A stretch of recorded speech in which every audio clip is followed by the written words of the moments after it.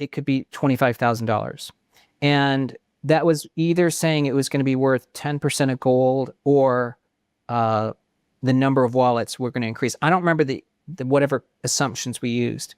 And then when we published at the time, I did it more as like a thought piece. And of course, I was advocating for Bitcoin. We recommended 2%, but it wasn't something that we thought we would hang our reputation on. But it created immediate backlash for us with our institutional clients, who became very angry that we were trying to pitch something that had no tangible value and was clearly just used for buying drugs. So we actually got famously fired by several well-known hedge funds.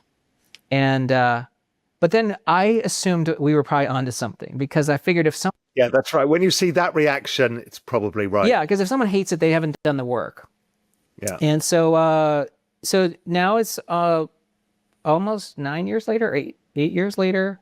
And Bitcoin's obviously done really well. It's actually had cycles, and you've been involved for a long time too. I remember you told me you got involved like in 2014. 2013, yeah. I wrote the first ever macro strategy piece on Bitcoin in 2013. Wow. Whatever that was, the report John Norman saw. And that might have been, right? Might have been. All the hedge funds, everybody passed it around because it became this thing of like, so I onboarded everybody from Dan Tapiero to Mark Yusko to, you name it, all the macro people was all because of me. John Burbank, you name it. I might say that might have been your report, because I don't know why John Norman would have brought up Bitcoin unless it was spinning around his desk, Maybe it was.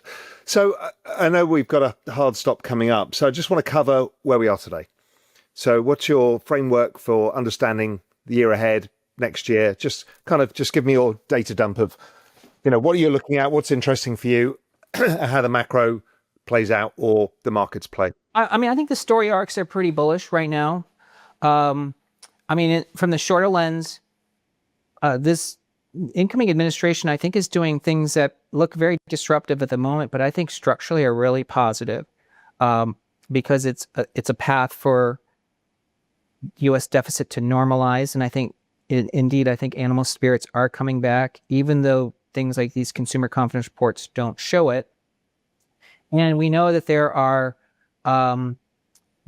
is tangible drivers of productivity, including AI, in front of us, that justify,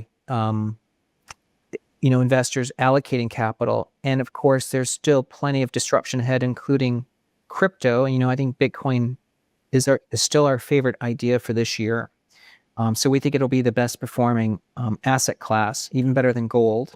Tom Lee, the co-founder of Fundstrat, has cast his lot with Bitcoin, asserting it will outshine its age-old competitor, gold, before 2025 ends. Lee's confidence in Bitcoin comes amidst an alluring resurgence, sparking debates across financial circles. However, the true heft of Lee's forecast isn't just in its audacity, but in its timing, as gold recently soared to unprecedented heights, leaving many to wonder, could digital gold truly topple its centuries-old counterpart? Welcome back to Investocracy Crypto.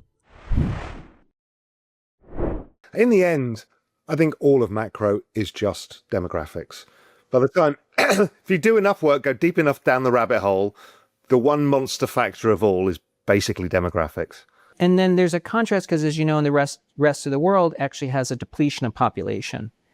And so that's creating the demand for AI workers, which is what the US tech companies are producing. So I think that this does feel like it's going to be a very bullish equity cycle ahead. And that's why we're constructive. And it's been a rough start for this year, but I think we're just sort of getting through some of the kinks and burning off some of the recent bullishness. Yeah, I'm the same. We get the optimism about Trump, then we get the correction until we get the actual news story. How are you thinking through? You and I are obviously thinking through the AI in the same way. We're about to produce infinite workers. AI and robots is infinite human intelligence and infinite humans, right? This completely breaks the economic model. We have no understanding what this is going to do. But let's assume we'll get there whenever that happens. You're starting to even hear Satya Nadella start thinking, and this might be, I want to go back to the psychology of 2000. that many of these people worry about is they're worrying about, have we overbuilt? Or are we overbuilding data? Are we overbuilding chips? Are we overbuilding?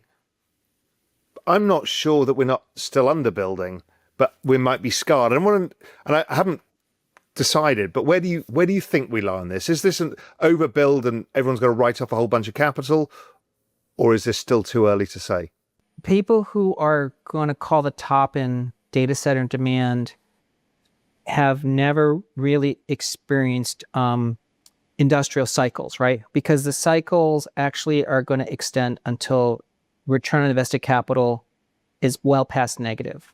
For Tom Lee, Bitcoin is not just a fleeting fancy. It is a cornerstone of forward-thinking financial strategy. When Bitcoin surged to $85,000 recently, it marked a significant rebound, though it still stands 20% shy of its record zenith. This rekindled interest has investors speculating whether digital currency's roller coaster ride will ascend again. I remember just, for some reason, I think I saw the price of Bitcoin again, and I was like, whoa, this thing just went 10x. In just a few years. And so I've covered stocks enough to know that sometimes when something does a 10x, it means there is something to it, not that it's a bubble. Like most people, I think, tend to think if something's gone up a lot, it's a bubble. But actually, in the equity world, a lot of times it's actually telling you something's real. Particularly when it's a network. That's the big difference. Yes. Networks tend to do this. Much more consistently. Correct. So with our not great understanding, we did spend about 4 months doing a research white paper on Bitcoin.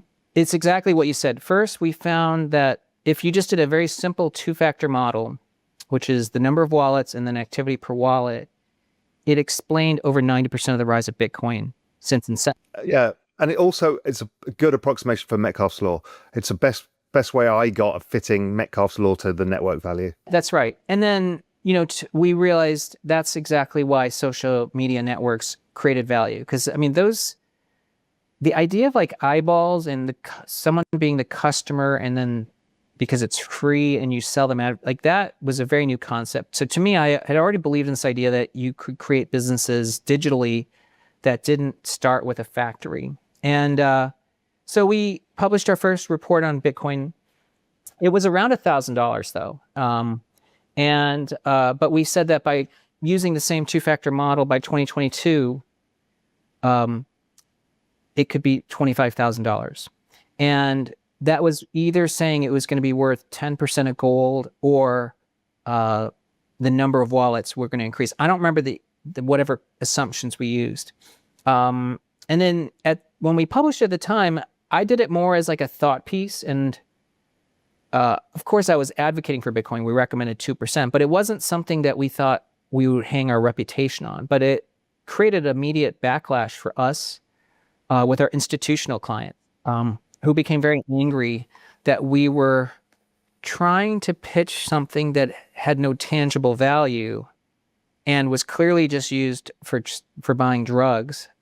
So we actually got famously fired by several well-known hedge funds. And but then I assumed we were probably onto something because I figured if someone... Yeah, that's right. When you see that reaction, it's probably right. Yeah, because if someone hates it, they haven't done the work.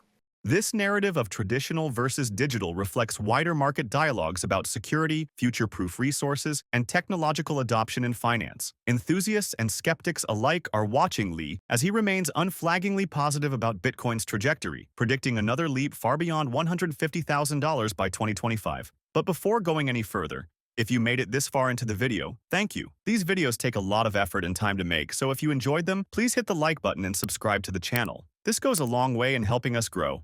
That said, back to the video. We're now starting to see the Mag 7 actually doing capital investment, right? Which they've never done. Yeah. They just bought their own shares back. Is that a net negative or positive in their performance? Economic performance is probably good because capital investment was something we'd been missing for 2 decades. But no share buybacks or less share buybacks? Or does it still generate even more free cash flow that they end up just doing both? Yeah. Well, I think it's highlighting two trends. One is they didn't do a CapEx, but they did R&D, which until recently was a P&L expense, not a capitalized expense. And so they're supplanting those dollars for capital dollars that become balance sheet assets. In a world of labor shortage, that means you have less OPEX because that's wages, but you'll have more balance sheet intensity because now you have a computer that you're operating. So I think in a world of labor shortage, balance sheet intensity will go up. So it makes sense that these companies are big spenders of CapEx now. But that does create another wave of innovation because cooling and power supply and uninterrupted power and all these become strategic advantages, which will create another wave of technology innovation. So I think that there's a lot of opportunity and waves of opportunity being created because of that change that you've just highlighted. Yeah, I think you're right, because it's going to be a game of efficiencies, because the cost of these models is going down fast, and the compute is going down, but therefore they can increase output. So it's just this tremendous race to get more efficient at every single component part of that flywheel, from energy to chips to compute. Yes. And we've even seen it in the financial industry. You know, the financial industry used to trade labor intensive, so had a lot of traders and people. And then they replaced all the traders with computers.